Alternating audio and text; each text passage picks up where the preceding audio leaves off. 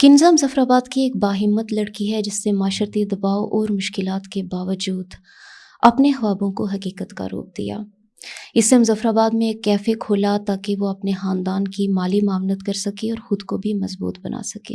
किन्ज़ा ने ऐसे माशरती माहौल में जहाँ पर लड़कियों को महदूद करने की कोशिश की जाती है, अपने पाँव पर खड़े होकर दिखाया कि अगर इरादे मज़बूत हों तो किसी भी सरहद को पार किया जा सकता है। किन्ज़ा एक ऐसी शख्सियत हैं जो ना सिर्फ़ अपने ख़ानदान को सपोर्ट करने का जज़्बा रखती हैं, बल्कि वो दूसरों के लिए भी एक मिसाल बन चुकी हैं। किन्ज़ा ये बताइएगा कि आपने कैफ़े खोलने का फ़ैसला कैसे किया? क्या किसी ख़ास वाक़ये ने आपको इस तरफ अ, आने के लिए मजबूर किया? अ, जी, थैंक यू सो मच। पहले तो आपने जो मेरा इंट्रोडक्शन दिया, और ये वाक़या ऐसे था कि एक टाइम था जब मेरी फैमिली को थोड़ा नीड था। फाइनेंशियली कंडीशन जो थी वो थोड़ी बेटर नहीं थी घर की, तो उस वजह से मैं घर से निकली और फिर मैंने 3 साल इस्लामाबाद में जॉब की, और वो जॉब करने के बाद फिर जब मैं घर वापस आ गई, उसके बाद सारी चीज़ें सेटल डाउन हो गई घर की। लेकिन उसके बाद फिर मुझे खुद ही उन 3 सालों में मुझे ये फ़ील हुआ कि लड़कियों को अपने पाँव पे खड़े होना चाहिए और उनको इंडिपेंडेंट होना चाहिए। तो इसका मेन रीज़न यही था, इंडिपेंडेंट होना। आपको किस तरह के माशरती दबाव का सामना करना पड़ा? किस तरह की मुश्किलात आपको कैफ़े रन करने के दौरान पेश आईं? जब कैफ़े स्टार्ट किया तभी तो एनर्जी लेवल इतना अप था कि ये सारी चीज़ें जो मुआशरे का दबाव है, इन चीज़ों का इतना पता नहीं था। कहीं न कहीं बोला जाता था बहुत सारी जगहों से, लेकिन वो इतना अफ़ेक्ट नहीं करती थी। अगर वो करती थी तो वो आप इतनी एनर्जी में होते हो कि आपको फ़ील नहीं होता कि वो चीज़ें आपको अफ़ेक्ट कर रही हैं। फिर एक टाइम पीरियड के बाद जाके मुझे ये रियलाइज़ हुआ कि अभी जो है ये सारी चीज़ें मेरे अंदर रह गई हैं। मैंने उन चीज़ों पे कभी किसी को आंसर नहीं किया।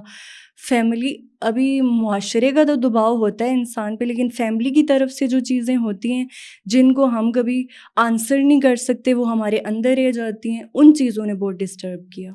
आपको क्या लगता है कि माशरा भी एक औरत को महदूद करने की कोशिश करता है? इस सिलसिले में आप क्या कहना चाहेंगी? कहीं-कहीं मुआशरा ये चीज़ें करता है, लेकिन कहीं-कहीं कुछ लोग आपकी सपोर्ट में होते हैं, कुछ लोग आपको यहाँ हमारे मुज़फ़्फ़राबाद में क्योंकि एक्सेप्टेंस नहीं थी, इससे पहले ये किसी ने घर से निकलने का कदम ऐसे उठाया नहीं था। लड़कियाँ, अगर कोई ज़्यादा ही लड़कियों का प्रोफ़ेशन होता था तो वो टीचिंग कर लेती थी। लेकिन उससे इतनी इनकम नहीं, आप इतना कमा नहीं सकते, आपकी इतनी इनकम नहीं होती कि आप अपने घरवालों को सपोर्ट कर सकें। उसमें क्योंकि आजकल आपको पता है फाइनेंशियली इंसान को अगर इंडिपेंडेंट होना है तो उसको उसको किस लेवल तक की इनकम चाहिए। तो वो मेरी टीचिंग करने से नहीं हो सकता था, वो मेरे कोई यहाँ पे प्राइवेट जॉब ऐसी कोई अपॉर्च्युनिटी नहीं थी, तो जो मैं करती वो हो सकता। तो वही मेरी कुछ सेविंग थी जिसको मैंने एक सोच ही रखी थी कि मैं इसको किसी तरह किसी ऐसे काम में ले आऊँ जिससे मैं अपनी फैमिली को एक अच्छे वे में सपोर्ट कर सकूँ। तो ये सब ऐसे हुआ। कैफ़े खोलने के पीछे क्या इंस्पिरेशन थी? आप फूडी थीं? हाँ। क्या किस चीज़ ने आपको इंस्पायर किया कैफ़े के लिए? अ, सीरियसली में ये सब इंसान की किस्मत में जैसे लिखा हुआ होता है कि अल्लाह ताला ने उसको जिस रास्ते पे लाना होता है, उससे पहले हम काफ़ी सारी चीज़ें सोच रहे थे। ये कैफ़े मेरा और मेरी एक दोस्त है, उसकी कंबाइन एफ़र्ट है, हम दोनों। वो दुबई थी, वो वहाँ से आई, उन्हें लगा कि यहाँ पे कुछ काम करना है। सबसे पहले जो हमारा फर्स्ट थॉट था इसको लेके वो यही था कि हम लोग कोई अ, कपड़ों से रिलेटेड, जैसे लड़कियों का कोई ब्रांड ऐसा कुछ ओपन कर लेते हैं, कुछ ऐसा कर लेते हैं। लेकिन फिर क्योंकि यहाँ हमारे मुज़फ़्फ़राबाद में उस चीज़ के लिए भी एक टाइम चाहिए था, और आपको एक सर्टेन इन्वेस्टमेंट इतनी ज़्यादा चाहिए थी जिसको अगर आपको वो एक आगे लेके जाना है तो उसके लिए आपको ज़्यादा इन्वेस्टमेंट चाहिए थी, जो हम उस टाइम अफ़ोर्ड नहीं कर सकते थे।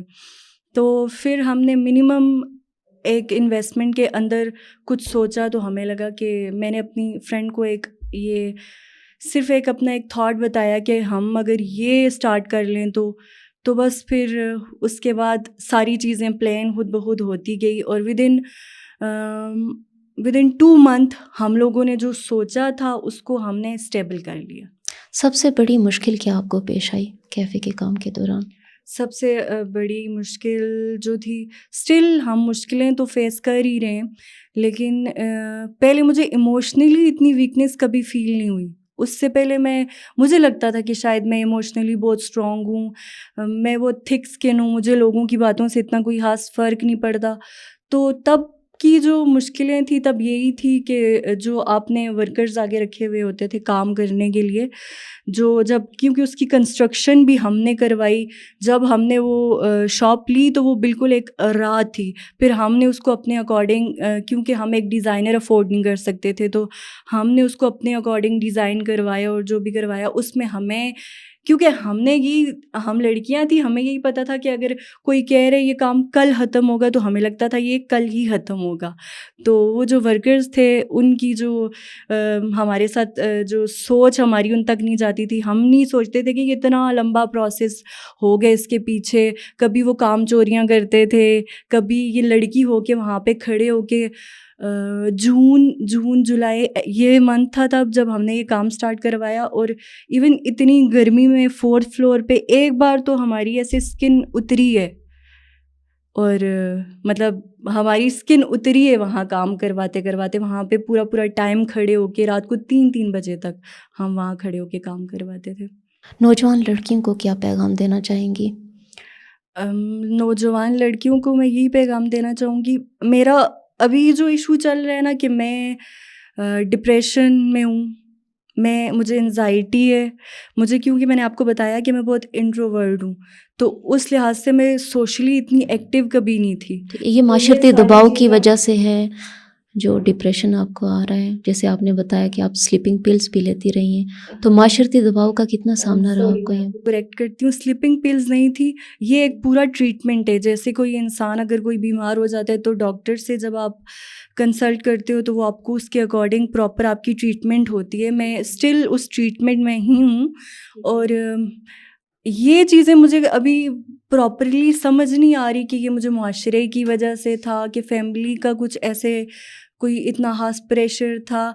ये चीज़ें अभी मैं सॉर्ट आउट कर रही हूँ, लेकिन यही है कि मैं डिप्रेशन में हूँ और मुझे सोशल एंजाइटी है। उसके बावजूद मैं अपने घर वालों के लिए, अपने लिए अभी तक खड़ी हूँ कि मैं वो पिल्स ले के भी मैं काम पे जाती हूँ।